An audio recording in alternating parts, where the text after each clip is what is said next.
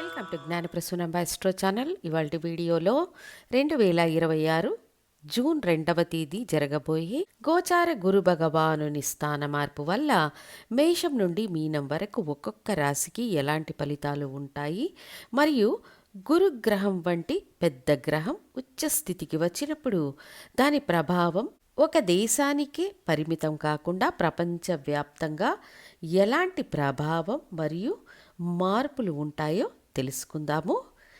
ఇక కుంభరాశికి ధనాధిపతి లాభాధిపతి అయిన గురు భగవానుడు రాశికి రుణ రోగ శత్రుస్థానమనే 6వ స్థానానికి ట్రాన్సిట్ కాబోతున్నారు. సాధారణంగా 6వ స్థానం అంటే రుణ రోగ శత్రుస్థానం మరియు పోరాటాలను సూచించే స్థానం.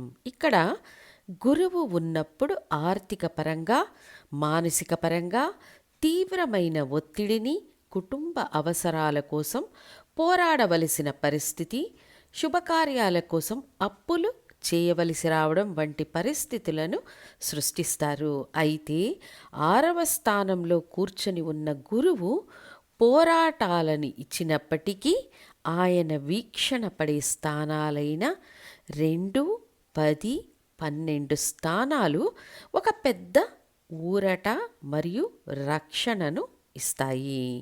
ముందుగా 10వ స్థానం అనే జీవన కర్మస్థానాన్ని వీక్షించడం వల్ల ఉద్యోగం లేదా వ్యాపారంలో ఎన్ని కష్టాలు ఉన్నప్పటికీ పూర్తిగా నష్టం రాకుండా కాపాడబడతారు. నిరంతర ప్రయత్నాల ద్వారా ఆదాయ మార్గాలు తెరుచుకుంటాయి. తర్వాత 12వ స్థానాన్ని వీక్షించడం వల్ల శుభ వ్యయాలు జరుగుతాయి. అప్పులు చేసినా అవి వృధా కాకుండా ఏదైనా ఆస్తి కొనడానికో లేదా శుభకార్యాలకు ఉపయోగపడేలా మారుతాయి. ఇక ద్వితీయ స్థానంలో శని ఉన్నప్పుడు వాదోపవాదాలు, అవసరాల కోసం పోరాటం, ఆర్థిక ఇబ్బందులు సహజంగానే ఉంటాయి. అయితే గురు వీక్షణ శని భగవానునిపై ఉండడం వల్ల శని ప్రభావం తొలగి ధన ప్రవాహంలో ఉన్న అడ్డంకులు, కుటుంబంలో ఉన్న ఉద్రిక్త వాతావరణం, ఒత్తిళ్లు గణనీయంగా తగ్గుతాయి.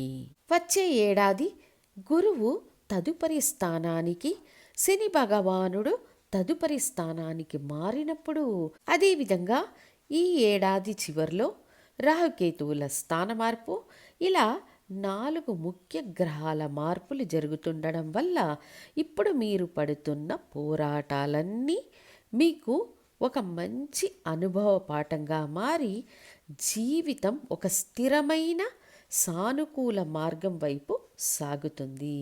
ఇక నేను ఇప్పుడు చెప్పిన ఈ గురుగ్రహ స్థాన మార్పు ఫలితాలు కేవలం ఒక్కొక్క రాశికి సంబంధించినవి మాత్రమే.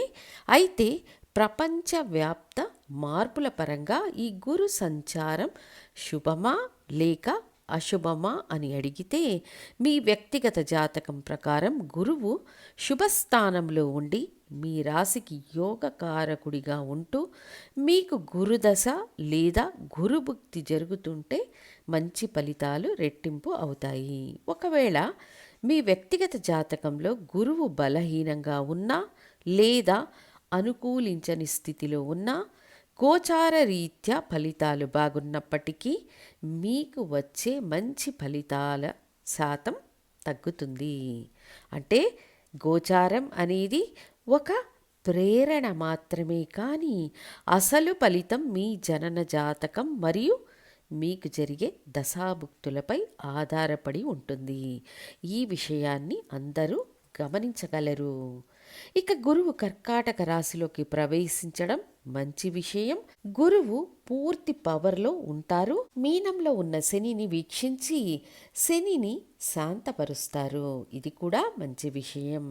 బట్ గురువు సవ్య దిశలో, కేతువు అపసవ్య దిశలో సంచరిస్తూ సమీపించినప్పుడు, ముఖ్యంగా అక్టోబర్ మాసంలో అడ్వాన్స్ ట్రాన్సిట్ ద్వారా గురువు సింహరాశిలో కేతువుతో కలిసినప్పుడు ప్రపంచవ్యాప్తంగా ఆర్థిక వ్యవస్థకు ఒక గ్రహణ స్థితి లాంటిది ఏర్పడుతుంది. ఇది కేవలం భారతదేశానికే పరిమితం కాకుండా ప్రపంచవ్యాప్త మార్పులకు దారితీస్తుంది. గురువు కేతువును సమీపించే సమయంలో పెద్ద పెద్ద ఆర్థిక సంస్థలు మరియు బ్యాంకుల నియమ నిబంధనల్లో మార్పులు రావచ్చు. ఇది కొంతమందికి కొలాప్స్లా అనిపించినా దీర్ఘకాలంలో ఒక కొత్త వ్యవస్థకు పునాది అవుతుంది.